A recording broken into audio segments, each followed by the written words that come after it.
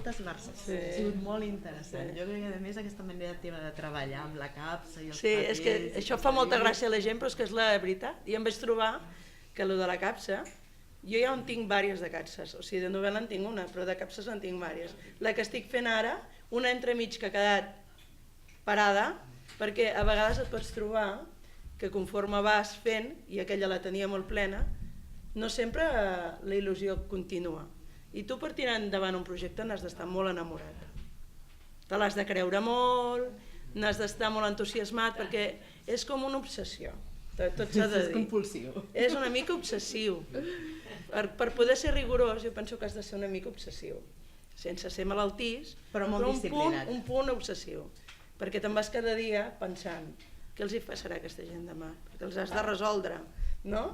I aquesta gent conviuen amb tu durant tot el temps que tu prepares una novel·la. Et deixen alguna vegada? No, jo penso que arriba a ser que viuen amb tu, Oi que sí? Viuen amb tu al final, aquella gent ja. Sí, jo ho sé jo he viscut el projecte Xerezade i la Xerezade, meu és relatiu, no? Des de fa poc. I en canvi, jo visc amb Xerezade constantment, tinc monòlegs i diàlegs amb ella, no? I